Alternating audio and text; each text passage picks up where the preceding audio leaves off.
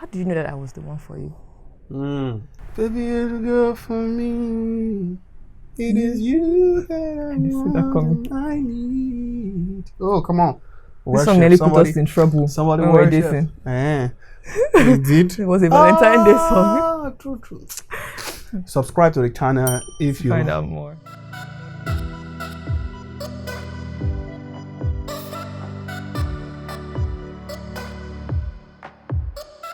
All right, so it's been 2 years. 2 years of being married to this chick, this babe. And how has it been for you? Went right in, man. Yeah, it's been great. It's been. Why's your voice changing? Yeah, you're getting the deep voice of it because the people have to, you have to get it. So yeah, it's been nice. It's been a great 2 years. It's been to have and to hold. I think sickness and in health. In sickness and in health. For richer, for poorer. Literally, it's for richer, for poorer, because I think that's the most important thing, because I think this marriage has just been very realistic and not just a weird fantasy. You get so I think that's one of the biggest things that have really made this beautiful, that we don't have weird expectations of each other. We entered rightly. We wouldn't have entered with like all the knowledge. We're still learning, but at least we entered realistically that we know that there's still a lot to learn. So it's just there's no pressure. I think that's a marriage with no pressure. Hey. Okay. Chuff it down. Cut that part out. You want to jot things down? Don't jot nothing down. Okay. All right. So do you want to ask me? Yes. Or I should ask myself? How has 2 years been? How have? Oh my. 1 eternity later. How has 2 years been? 2 years. Sigh. So, to be honest, I like the word you use, realistic, right? Yeah. So I'm going to be realistic. Come on now. Because that's what you're here for. So 2 years have been real, like real life real. I can't even for me it has been intense.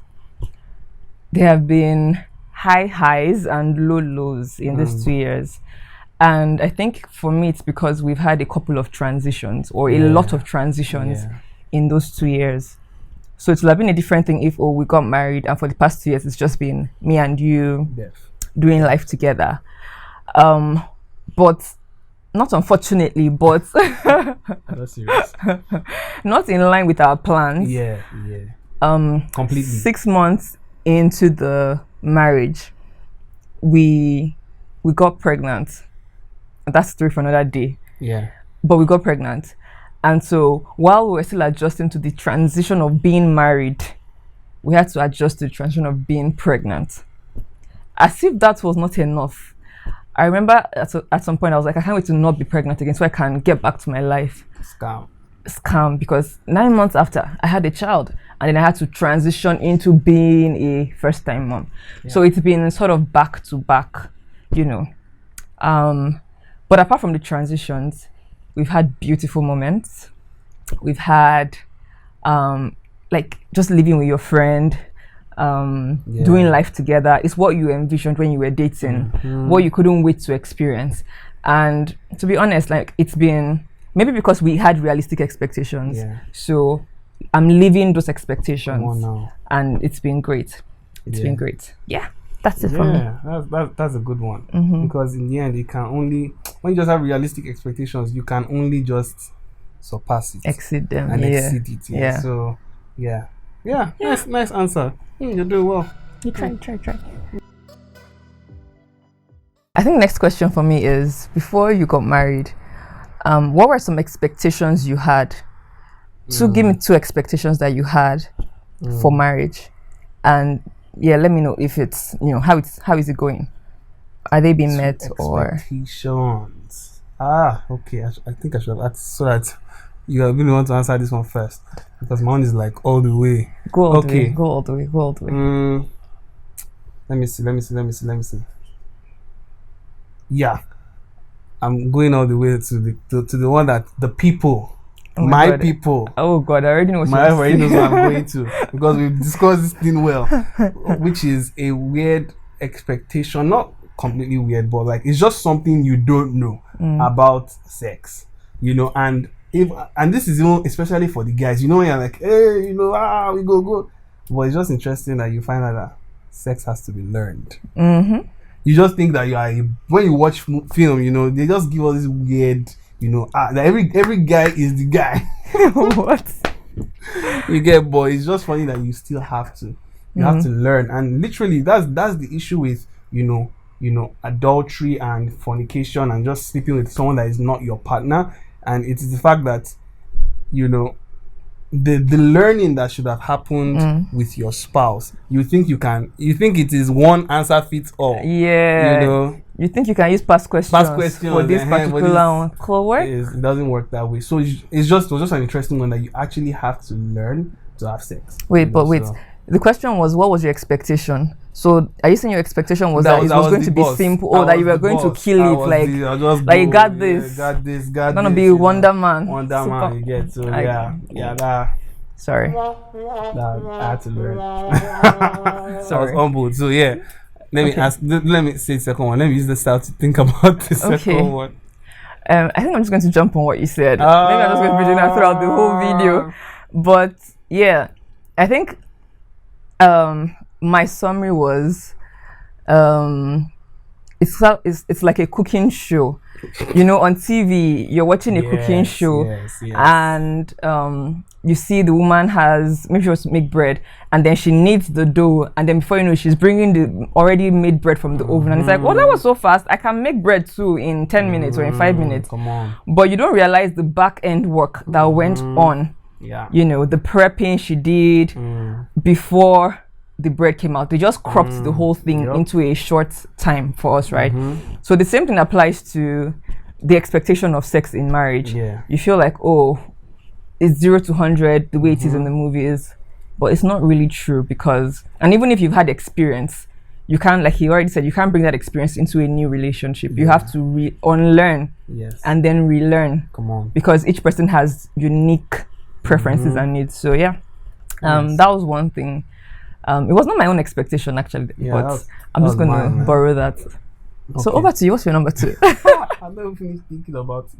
I think another expectation was or something that so I don't know why my own is meant to be expectations, but is coming in terms of what I did not expect. Go ahead, no, go for it. Okay, so I think another one that I did not expect, which is maybe in line with expectations, is how much I would change as a married man.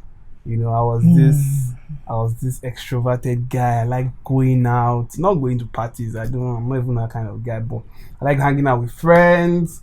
But after a while, I think your partner's style, your partner's self just begins to rub off on you. Now I know they go out to. Have you considered it from this perspective? That maybe I'm the friend that replaced all other friends. And if you're living with your best friend, what exactly are you looking for outside? Do you get? So maybe you're not really an introvert now. It's true. It's just that you're living with your best friend. So there's no need to go out. Yeah, that's a good one. I think I like that. So, but yeah, guys, I don't change. I still have my friends who I beg you. But yeah, I've changed a whole lot. Not crazy change. And in fact, a lot of it part of myself that was not, I didn't know, like in its fullness, I began to come out. It's just marriage is just a nice revealer, and I think that's what's amazing about it. It just reveals because normally you're the one living your life, so you think you're on top of everything, but the more you begin to see how your partner responds, like, wow, this guy, you are like this, and you're like, I'm like that. You get, so you just begin to see. So it's like a mirror, or a mirror that can actually speak to you and tell you that guy. You get, so you see how much of yourself you are, and yeah, I think that's just an interesting expectation that I noticed. Okay, what expectations did I have? Okay, I know one, guys. So I had an expectation as a single Christian lady on fire for the Lord, wanting, of course, my marriage was going to be the house of God, where we're going to call down brimstone and fire every single morning, where we're gonna, how they go now. Yeah. So this one, I can't even lie, it shocked me. I honestly thought that we were going to wake up 5 a.m. every morning together, kneel down by the bedside and pray together every single day of our married life. I didn't see what happened coming. So it turned out that I sleep early at night. He sleeps, maybe I'm in bed around 10, 11, 12 tops. And then this young man goes to bed around 3, 4, 5. Jeez. We've had days of 6 a.m. So when I'm waking up, he's going to bed. Yeah. So I remember in the initial weeks, I used to still feel like, but still, let's still pray first, before you sleep. You get that kind of thing. But now I'm wiser, I'm older in marriage. And I realized that the whole narrative of spirituality, because to be honest, I started to feel like, am I really in a Christian marriage? Yeah. Is this man really my spiritual head? Like, can he lead me spiritually? And you start having those thoughts and you start having that resentment towards the person, like, this is not what I bargained for. This is not what I saw my father and my mother do. This is not what we see in the Christian movies. Let me not mention any production's name, right? This is not what we see in the movies. So why is our own different? But thank God for wisdom, thank God for the Holy Spirit, who had to literally coach me that you don't have to do it that exact way. You have to find what works for your own marriage. Yeah. And because he doesn't, the second thing is I pray loud. I can bring down the roof. But this guy, I'm whispering to my father. There are moments where he prays loud, right? But for the most part, he converses with God, right? And I used to feel like, is it less spiritual? But God had to teach me in that regard. And yeah, to the glory of God, I mean, we're still a Christian family. Yeah. Serving the Lord. Yeah. And yeah. And the man of God is leading you in the right way. He's leading. He sees the right God, way. even when it converses. Yeah. But yeah. Yeah. Amazing. What 2 things did we do in our dating period that set us up or gave us the advantage in our first 2 years of marriage? Okay. I think one thing that we did right, which we usually recommend, but it may not work for every couple. I know what you want to say, but yeah. Let's say it together. 1, 2, go. Long distance. Yeah. You finished my sentences. Oh, you finished my sentences too. Long distance. Yeah. I can't lie. Long distance did amazing things for us. First, I think the major thing is because it gave us the opportunity to hear each other. So when you're in a long distance, what do? All you can do is talk, pretty much. So we talked extensively. We talked about everything that needed to be talked about. And I think because we didn't, when you're face to face with someone, you can see emotions, you can hold back because you're not sure the person is taking what you're taking. But if you're having a conversation about the phone where you can't really see, you can be freer to say some things. Yeah. So we're able to trash out many issues that we saw. So we had one whole year of long distance. And in that 1 year, we went far. Like, no, we didn't go far in that sense. Like, we went. Yeah, it was far. It was deep. No, we didn't go far. Like, but yeah, we had very crucial conversations that set the foundation for our marriage. Yeah. Yeah. So funny enough, that was my same number 1. Okay, long distance. So, but instead of saying long distance, I'll say communication. Okay. Like, we had great communication. It was really good because there's this saying that, the moment you begin to touch, you stop talking. You get so, and that's there's no touching. There is no, it's all you have is talking, and you get better at talking, you get better at apologizing. There are some people that, because of, if we were together, all we have is, so no vex, you get, or touching or something. No touching, but, like, I'm just saying that we had to learn the skills Mm-hmm. to communicate. So even if it's you're feeling bad, you have to learn the skills to make the person feel better. You have to learn the skills to affirm. You know, everything Sorry was to just cut you, but even before you even learn the skills to make person feel better, you learn the skills to express express. Yeah, how yeah. you're feeling too, because you might be feeling bad about something, and I can say sorry, but I don't really understand why you are feeling bad, and so I might do it again next time. Do Exactly. you get? So that gave us the opportunity to learn to communicate our feelings, and like you were saying, you know, how to apologize, Yeah. how to go ahead. Please. Yeah, that we discussed. Yeah, that communication was just great. There are so many things we could talk about in terms of communication, but yeah, I feel like that one set us up real Yeah. good. And which let this one lead me into the second one, which is, you know, long distance can be tough for a lot of people, but for us it was just a blessing because we had to just talk. And you know, definitely we're missing ourselves, like that hanging out. Oh yeah, was, there were moments where like yeah, I wish I could be, you know, so physically there with you. Yeah, but it helped us to also trust, because long distance can be a curated life. You get, so we're talking at a particular time. She was even in the US, I was in Nigeria. We're talking of like 6 hours difference. Funny enough, she still used to sleep before me. Can you imagine? So me, I'll be awake till like When a 3 man 3 loves 3 a a.m. She's 9 p.m. and she's still he'll sleeping. keep running.